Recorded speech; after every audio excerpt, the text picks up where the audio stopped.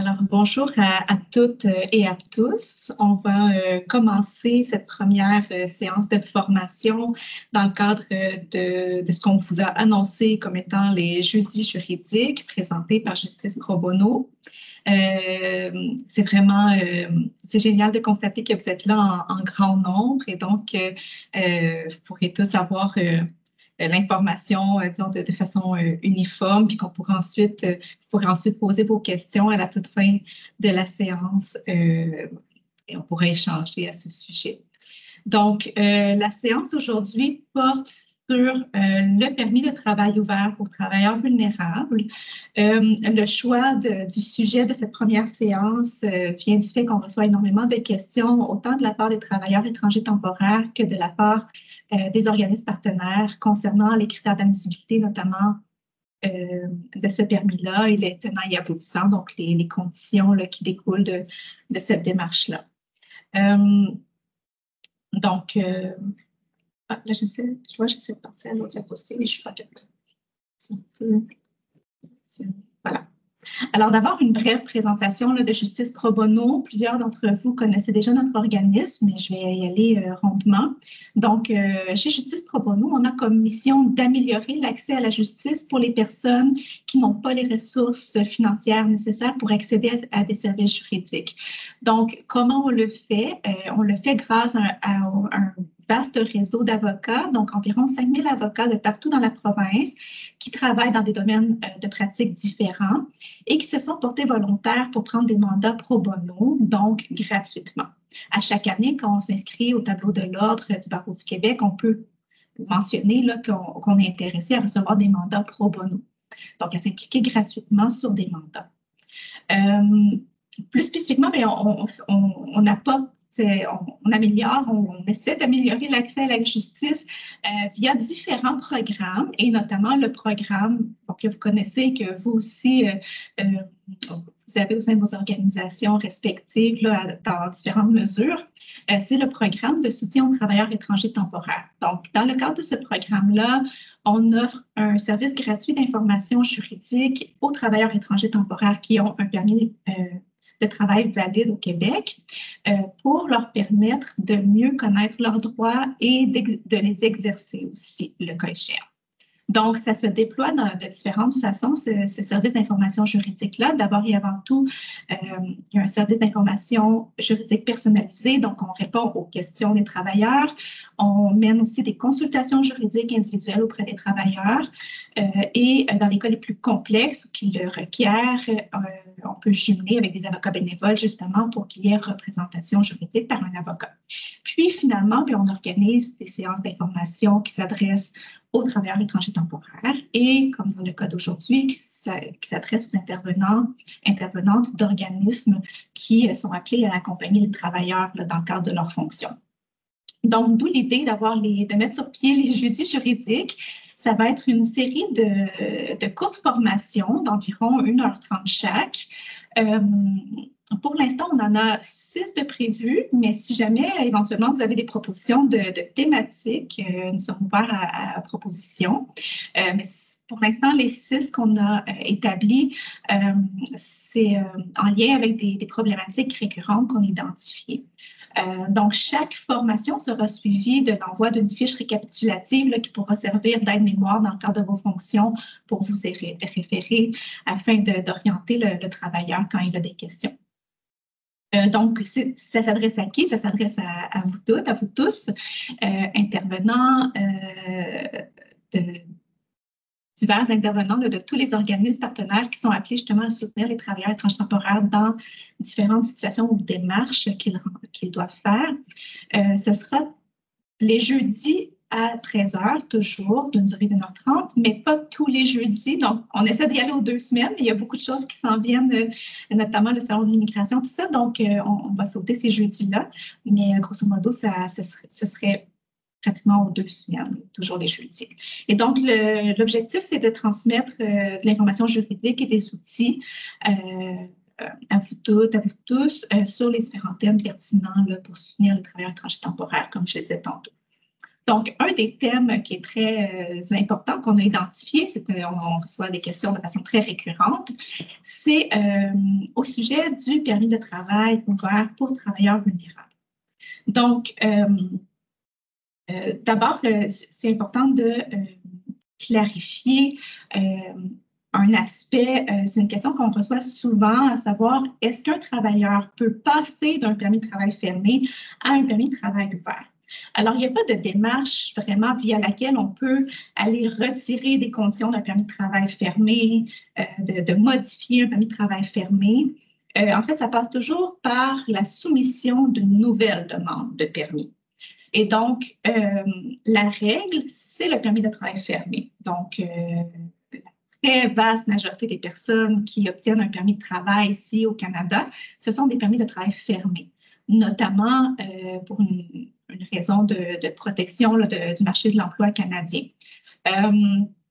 Dans certaines exceptions, il existe des permis de travail ouverts.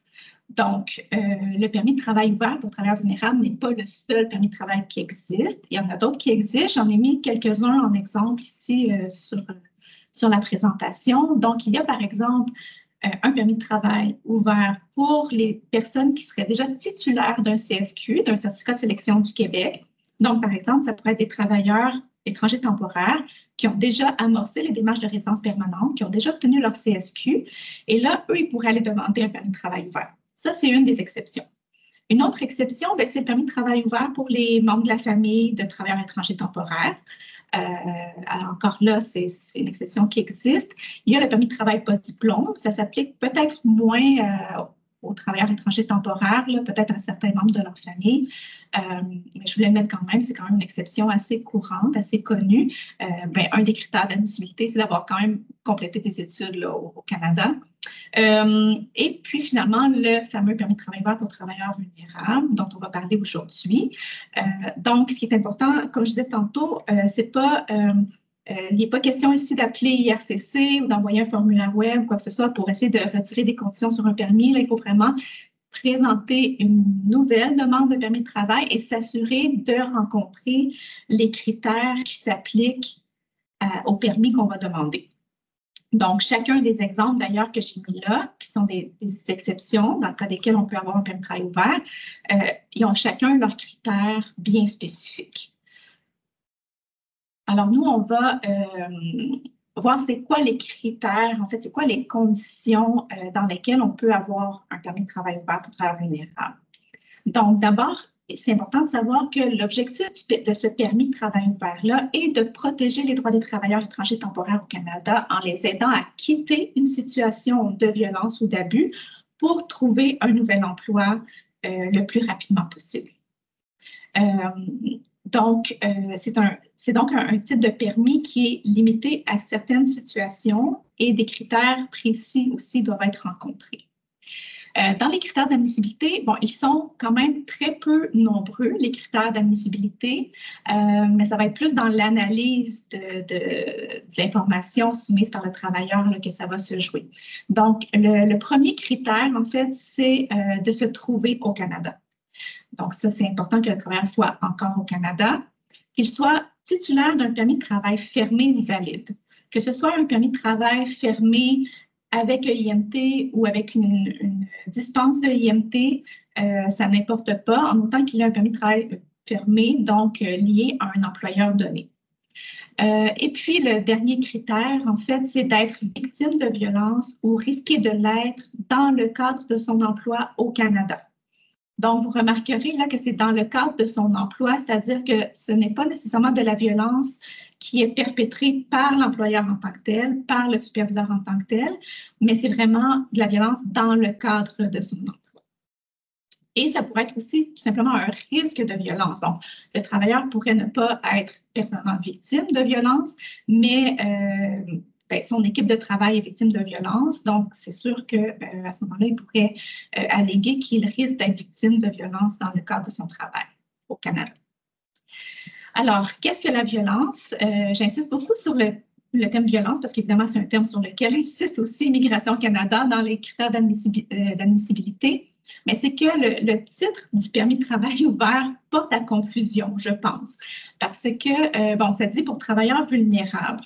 Bien, il y a plusieurs situations dans lesquelles le travailleur pourrait être en situation de vulnérabilité, notamment peut-être au niveau financier, mais sans nécessairement être victime d'abus ou de violence. Donc ça serait important à distinguer. Puis je pense notamment là, à la question dont on a beaucoup entendu parler dans les derniers mois, là, les travailleurs qui sont mis à pied ou qui sont congédiés, mais de façon pour des raisons qui sont légitimes, là, que dans des contextes où il n'y a pas d'abus en tant que tel, qu'il n'y a pas de violence, c'est simplement une mise à pied en bonne et due forme, pour le dire comme ça, ou un congédiement qui respecte la législation en vigueur.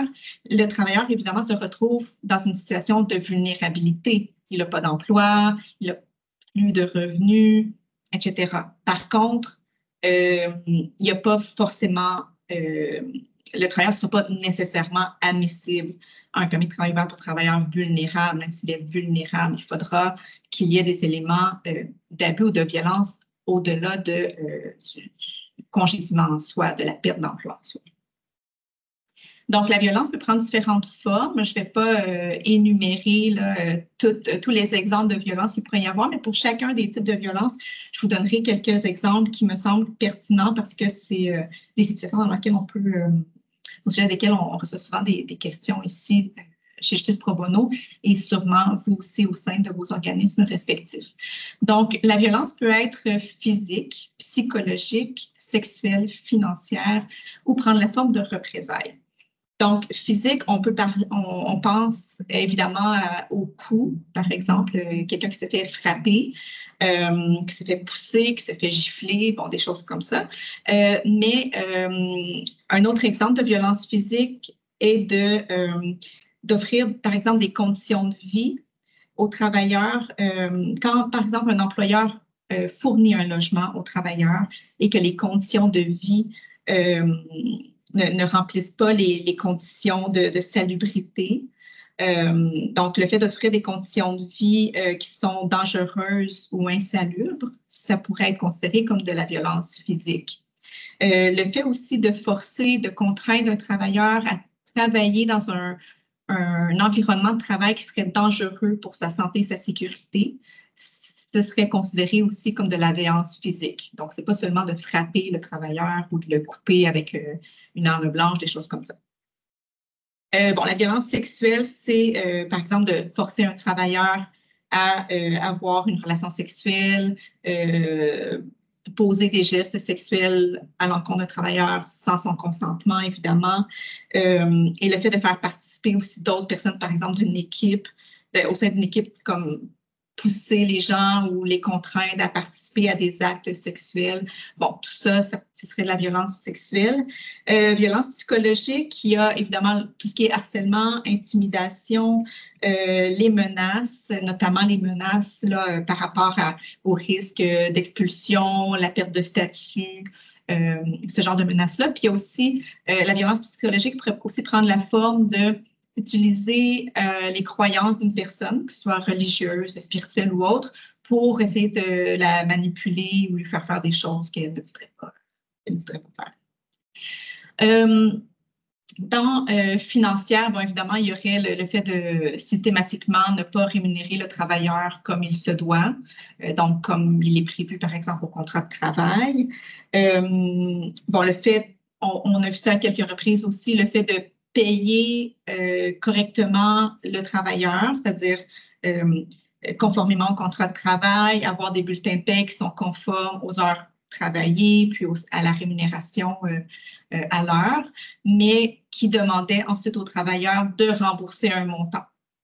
Donc, de retirer un montant et de le donner cash à l'employeur. Donc, ça, ce serait un type d'exploitation financière, évidemment. Le fait de forcer le travailleur aussi à payer des frais en échange d'un emploi, par exemple, les fameux frais de recrutement, pourraient être considérés comme de la violence financière. Et aussi, bon, pour ce qui est des représailles, bien, ce serait de prendre des mesures défavorables envers le travailleur après s'être rendu compte que le travailleur, par exemple, avait collaboré à une inspection de Service Canada, par exemple, ou de la CNSST, ou après que l'employeur se soit rendu compte que le travailleur a dénoncé une situation dans son lieu de travail, puis que là, après, commence à réduire ses heures, lui donne des conditions de travail plus défavorables qu'avant, donc fait des changements dans ses conditions de travail qui sont plus défavorables. Donc, il y a vraiment une foule d'exemples que je pourrais vous donner, mais en fait, c'est un peu peut-être long, puis c'est un peu du cas par cas. Les exemples même qui seraient donnés ne sont pas du tout exhaustifs.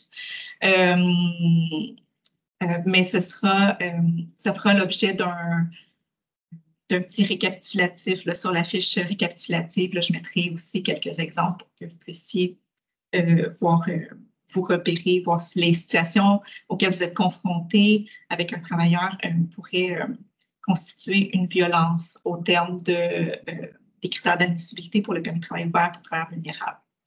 Donc, comment est-ce qu'on complète une demande? C'est toujours en ligne, bon, sauf de très, très, très, très rares exceptions. Donc, je préfère dire c'est toujours en ligne via un compte sécurisé d'immigration, réfugiés et citoyenneté Canada.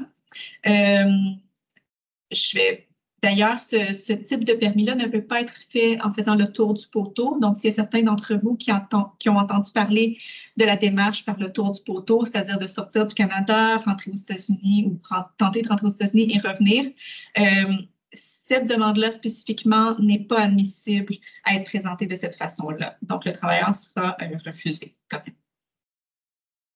même. Les formulaires, il y a grosso modo 2 formulaires à compléter. Là, je vous dis ça, puis c'est vraiment pas dans l'intention que vous transformiez momentanément en consultant en immigration ou en avocat en immigration, mais des fois, ça peut être pratique de connaître les formulaires, puis grosso modo, comment les remplir ou ce sur quoi il faut faire attention pour pouvoir accompagner un travailleur qui serait comme dans vos bureaux, là, puis qui voudrait faire une première ébauche là, de ces formulaires. Donc, je vais juste... j'ai aucunement l'intention de passer case par case sur les formulaires, mais juste de dire à quoi il faut faire attention. Donc, le premier formulaire de demande que ma collègue va... Ben, attends un petit peu, je vais juste m'en penser. Donc, le premier formulaire de demande, qui est le 5710, c'est un formulaire qui est utilisé dans différents types de demandes de permis de travail pour ceux qui sont déjà au Canada. Donc, c'est un formulaire général.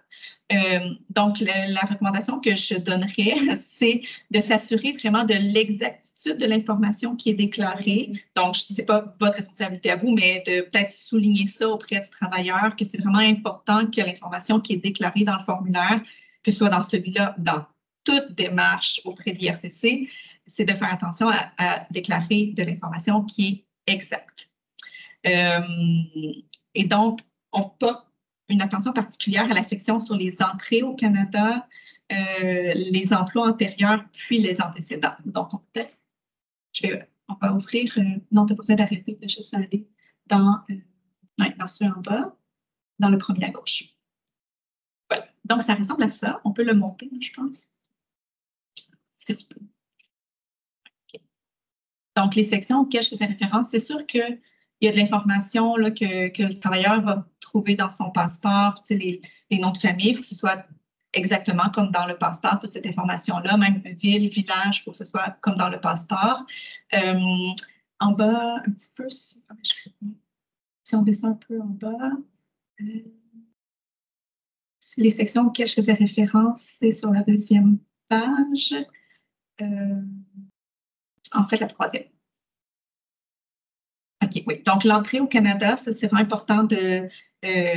donc, par exemple, le travailleur n'écrive pas que c'est comme qu'il n'est jamais rentré au Canada, quand visiblement il est à côté de vous, donc il est rentré au Canada, ou qu'il peut avoir une date de permis de travail comme récente, mais que ce soit un renouvellement, donc ce n'est pas sa première entrée au Canada. Donc, ça a l'air c'est très technique, mais en fait, il y a certains agents qui sont très pointilleux. Bien, la plupart des agents sont très pointilleux par rapport à tout ce qui est déclaré dans les formulaires. Fait que c'est juste important de dire au travailleur de prendre le temps de regarder dans son passeport, c'est quoi les étampes qu'il y a, c'est quoi les sauts qu'il y a dans son passeport, où est-ce qu'il est arrivé, quel aéroport. Donc, c'est vraiment toutes des informations qu'il vaut mieux prendre le temps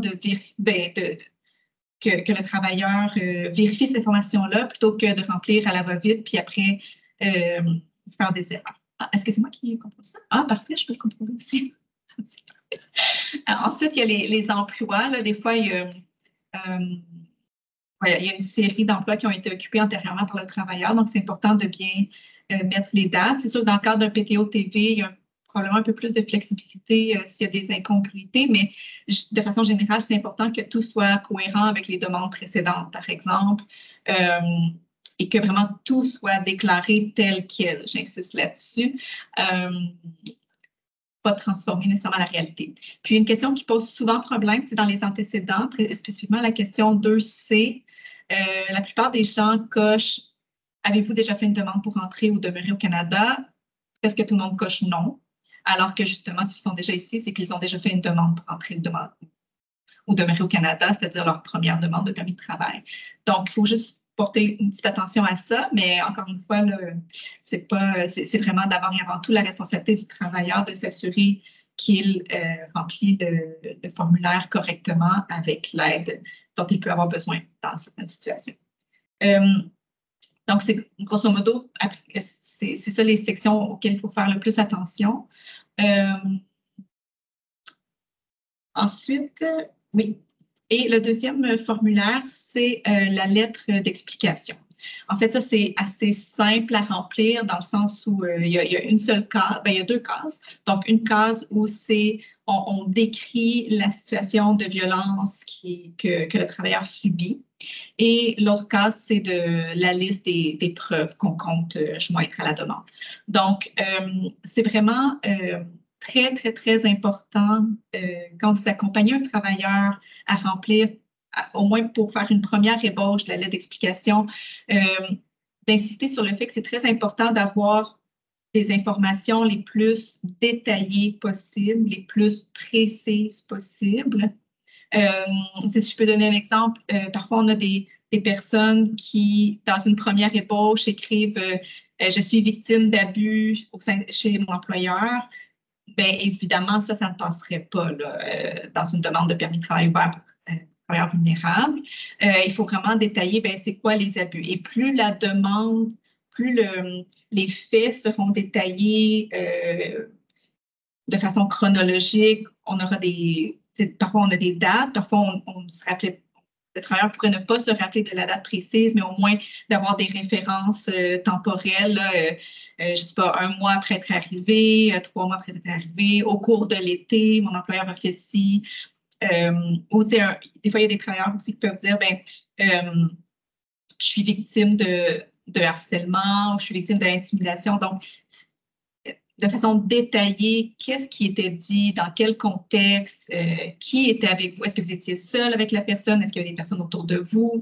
Donc, vraiment d'y aller de façon la plus détaillée possible, de vraiment pas rester dans les généralités, mais de pas non plus tomber dans l'exagération. Donc, de prendre le temps prendre le temps avec le travailleur de clarifier sa situation, de la détailler pour que ce soit une information qui est exacte, qui est juste, qui n'est pas exagérée, mais qui n'est pas trop générale non plus. Donc, et ça, c'est dans un objectif de crédibilité, donc pour essayer de maximiser les chances de succès d'une demande de permis de travail ouvert pour travailleurs vulnérables. Il faut que la situation qui est décrite soit crédible, que la personne soit crédible dans ce qu'elle explique, dans ce qu'elle énonce.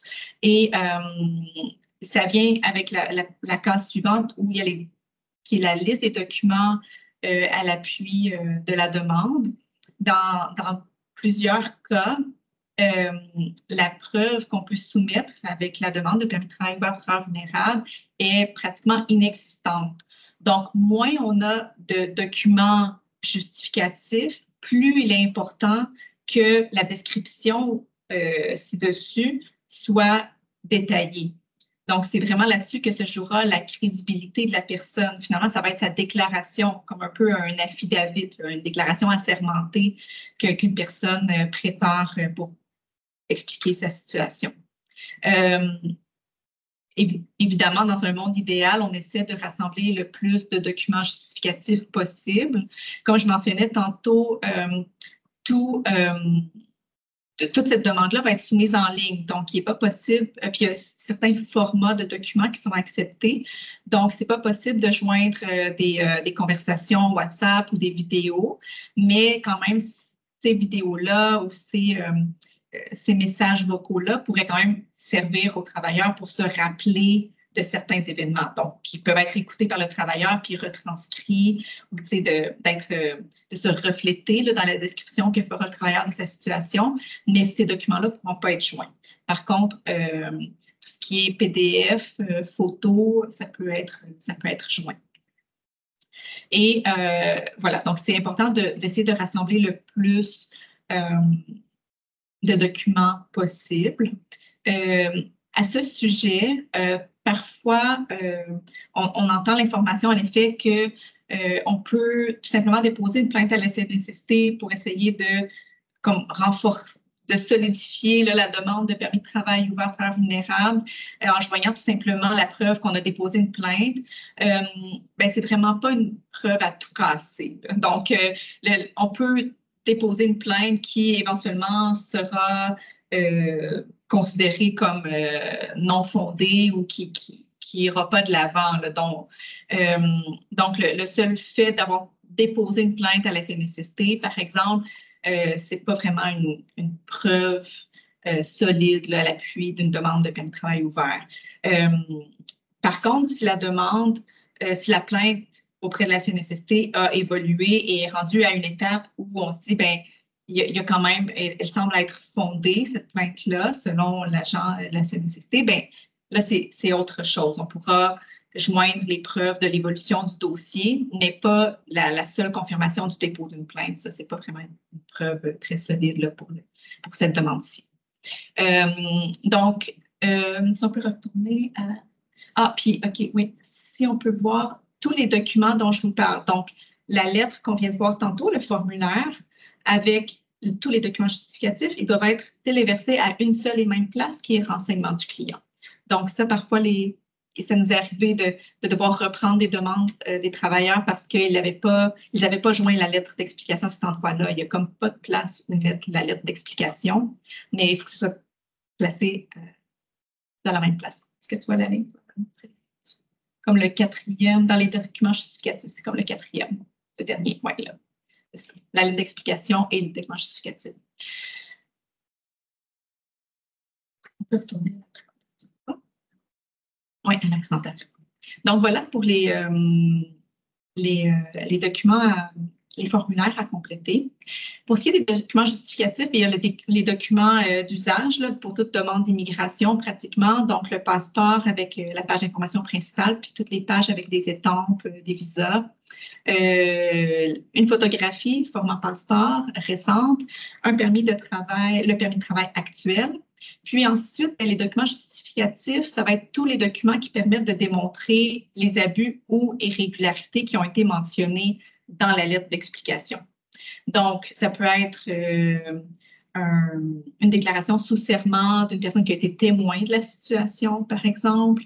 Dans le cas d'un travailleur qui a été amené à faire des tâches qui n'étaient pas du tout conformes à son permis, à son EIMT, à ce moment-là, évidemment, il faudra joindre le EIMT, il faudra joindre le contrat de travail et des preuves, des détails sur c'était quoi les tâches qu'il devait faire au lieu des tâches qui étaient prévues initialement, par exemple. S'il y a des preuves, des photos à l'appui, c'est encore mieux.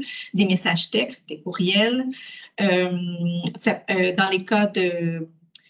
Ça peut être aussi des rapports d'intervenants, de professionnels de la santé, une copie d'une plainte, comme je vous disais tantôt, copie de la plainte, mais quand elle est rendue à un certain niveau où on voit que la plainte est apparemment bien fondée. Donc, finalement, les documents justificatifs à joindre vont vraiment dépendre de ce qui est allégué dans la lettre d'explication. Il n'y a pas une seule et même recette pour tout le monde, puis ce sera à la hauteur de ce que le travailleur peut avoir. On est conscient que dans énormément de cas, le travailleur ne peut pas avoir accès à la documentation. Des fois, c'est des choses qui se passent de façon verbale. Personnellement, là, c'est assez difficile. Mais là, je reviens à la recommandation de faire une déclaration de la part du travailleur qui est très détaillée et qui sera crédible. Donc, l'analyse de la demande se fait évidemment par un agent d'Immigration Canada. C'est une norme de preuve qui n'est pas la plus exigeante en droit. Donc, il faut que l'agent ait des motifs raisonnables de croire que le travailleur est victime de violence ou à risque d'être victime de violence.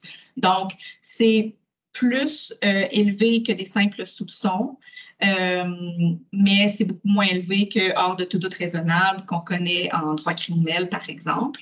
C'est encore moins élevé aussi que la norme de preuve applicable en droit civil aussi. Donc, premièrement, l'agent va évaluer si les faits et les éléments de preuve qui lui ont été présentés sont valides. Donc, est-ce que ça semble authentique? Est-ce que ça semble crédible? Est-ce que c'est digne de foi? Et ensuite, il va évaluer vraiment l'ensemble des circonstances qui sont déclarées et l'ensemble des éléments présentés pour déterminer justement si une personne raisonnable, diligente, pourrait être convacue que le travailleur est victime ou risque d'être victime de violence. Donc, on n'a pas à prouver hors de tout doute raisonnable qu'il y a violence. C'est juste, il faut réussir à convaincre l'agent que oui, ça se peut que le travailleur soit victime de violence dans les circonstances. Mais il n'y a pas, c'est pas un document qui va être pris individuellement ou une phrase qui est prise individuellement, c'est vraiment l'ensemble de ce qui sera présenté qui va faire en sorte de convaincre ou non l'agent d'immigration.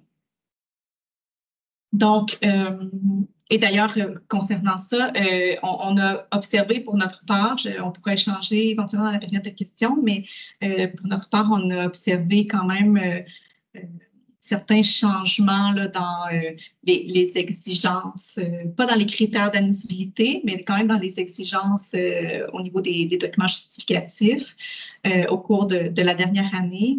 Donc, il nous arrive de plus en plus fréquemment d'avoir des demandes d'informations additionnelles suite au dépôt d'une demande de permis de travail ouvert aux travailleurs vulnérables. Je dirais pendant l'été, l'automne, ça n'arrivait jamais. Même dans certains dossiers où on avait tout simplement la déclaration du travailleur parce que c'était de la violence psychologique et physique, mais pour lesquels il n'y avait aucun document justificatif que la déclaration du travailleur et très crédible. Là. Par ailleurs, c'était vraiment une situation d'abus très grave, mais avec seulement cette déclaration, ça avait été accepté. Mais là, dans les derniers mois, on remarque quand même une tendance à demander de l'information, des documents additionnels. Donc, à savoir, par exemple, dans le cas du travailleur-là, ça aurait pu être est-ce qu'il y a eu un témoin qui serait prêt à faire une déclaration écrite, par exemple? C'est la seule preuve qu'il aurait pu avoir. Ou peut-être d'avoir un rapport d'un professionnel de la santé qui évalue comme le traumatisme là, qui persiste chez le travailleur, par exemple, suite à cette situation de violence-là. Donc, ça aurait pu être des idées de documents additionnels qu'on aurait pu soumettre. Heureusement, dans son cas, il a soumis sa demande avant que l'étau se resserre un peu autour des demandeurs de permis de travail ouvert pour travailleurs vulnérables.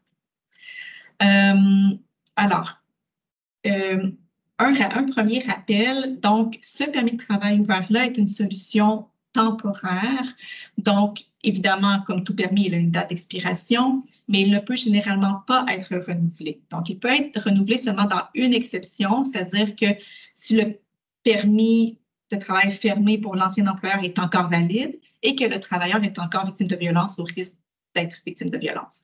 Mais outre cette situation précise-là, que je n'ai jamais vue encore dans la pratique, bien heureusement, le permis ne peut pas être renouvelé. Et autre chose aussi auquel il faut faire attention, c'est que le travailleur devra fort probablement s'assurer de demander un nouveau permis de travail fermé durant sa période de validité de permis de travail ouvert. Donc, c'est important de le rappeler parce que des fois, on reçoit des demandes de soutien juridique de travailleurs pour qui il reste un mois à leur PTO et là, ils n'ont pas encore entamé les démarches pour le permis de travail fermé. Et là, ils se retrouvent un peu dans une situation délicate là, au niveau de leur statut migratoire. Éventuellement, ils vont être dans une situation délicate.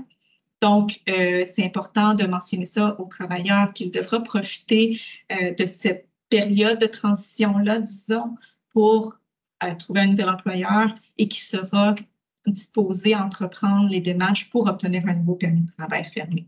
Je dis travailleurs devra fort probablement parce que certains travailleurs, peut-être dans l'intervalle, auront accumulé assez d'expérience pour demander l'assistance permanente, avoir le CSQ, demander un PTO comme titulaire de CSQ, mais de manière générale, la plupart des travailleurs devront demander un nouveau permis de travail fermé.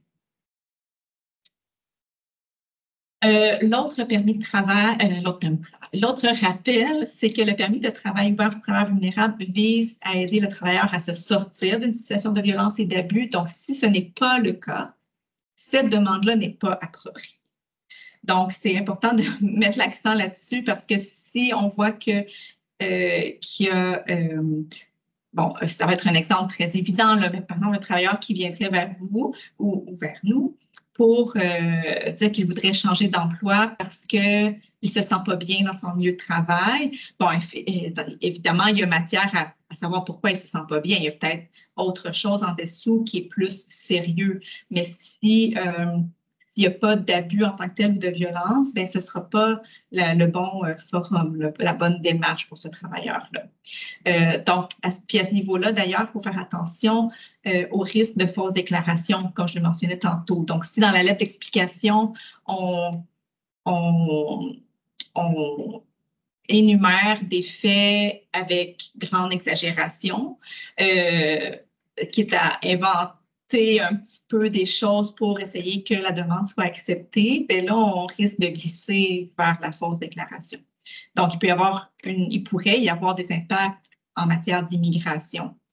Mais il pourrait y avoir aussi un impact en matière de droit du travail ou droit contractuel, en fait. Donc, parce qu'il faut se rappeler que tout ça se passe dans un contexte de relation de travail et qu'il y a entre les parties un contrat de travail. Et dans bien des cas, le contrat de travail que le travailleur a signé est à durée déterminée. Donc, quand on est en présence d'un contrat à durée déterminée, les parties, donc l'employeur et le travailleur, doivent l'honorer jusqu'à la fin. Sauf s'il y a un motif sérieux de rompre, de résilier le contrat. Mais s'il n'y a pas, donc si la personne comme exagère des faits pour essayer d'obtenir un permis ouvert, mais qu'il n'y a pas vraiment de motif sérieux au niveau du droit contractuel, disons-le, pour pouvoir annuler, disons-le comme ça, le contrat de travail, bien là, il pourrait se retrouver dans une situation assez délicate.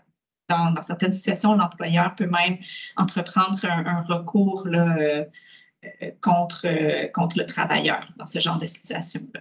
Donc, c'est quand même à faire attention. Ce n'est pas une démarche, je pense, qui est à prendre à la légère, dans le sens où parfois dans un souci, dans une volonté d'aider un travailleur, mais on pourrait l'aider à se placer dans une situation de plus grande vulnérabilité et précarité là, si on voilà, quand ce n'est pas applicable. Mais évidemment, quand vous décelez des éléments de violence et d'abus, évidemment que c'est une demande qui peut être très pertinente et notamment grâce au délai de traitement qui est relativement court.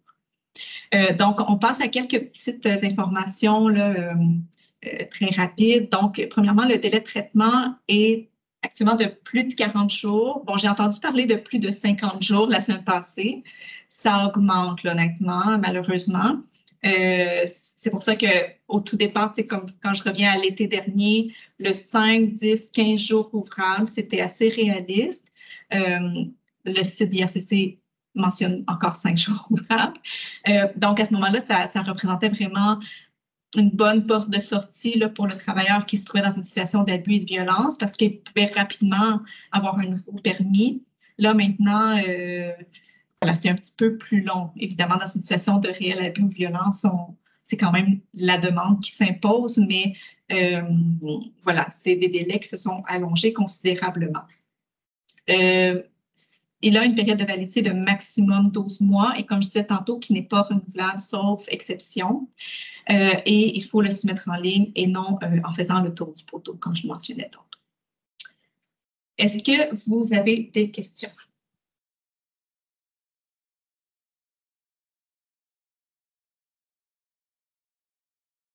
Je crois pas. Bien. Moi, je lève la main. Ah oui, Ah, je ne sais pas. OK. C'est correct? Je pense que la première que j'avais vue, c'était Madame Facia. OK, parfait. Oui, bonjour tout le monde. Merci pour l'information. Alors, j'aurais une question, s'il vous plaît, à propos des frais. Est-ce que c'est les frais, est-ce que c'est comme le permis de travail fermé ou comme permis de travail ouvert? Bonne question, c'est sans frais. Ah, c'est sans Sans frais. frais. Oui, sans frais. Parfait, merci.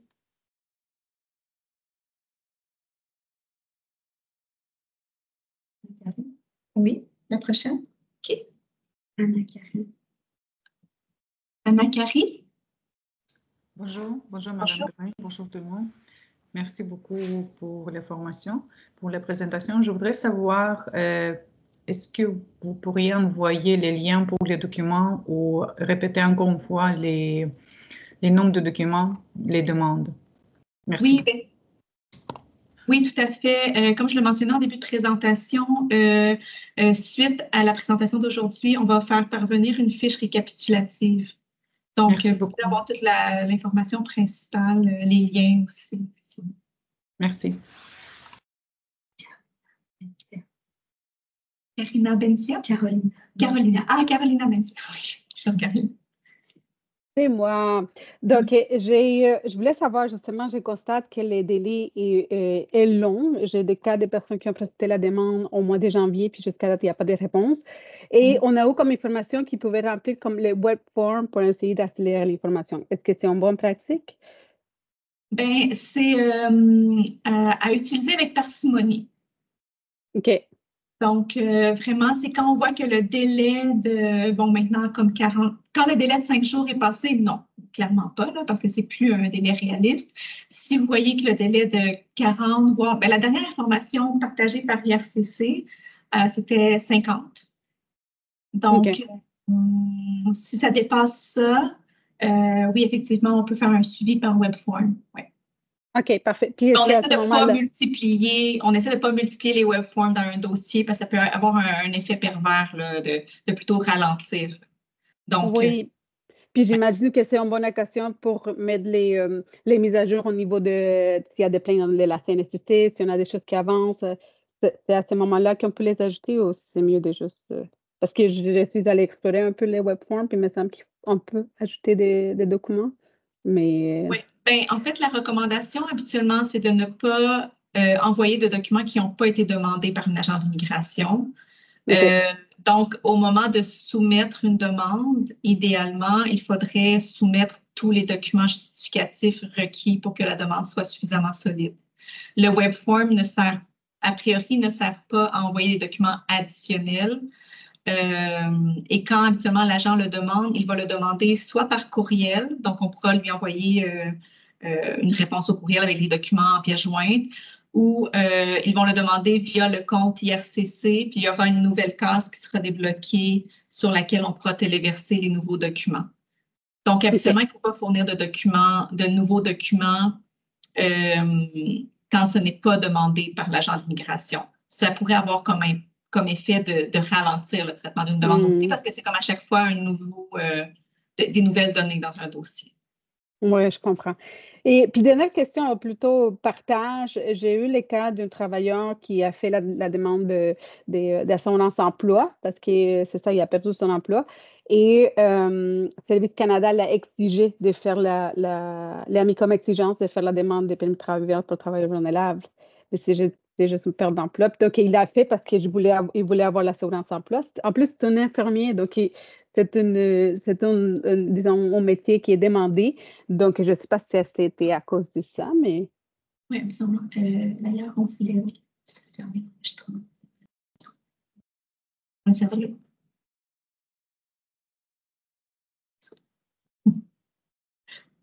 toute façon, c'est juste un enregistrement.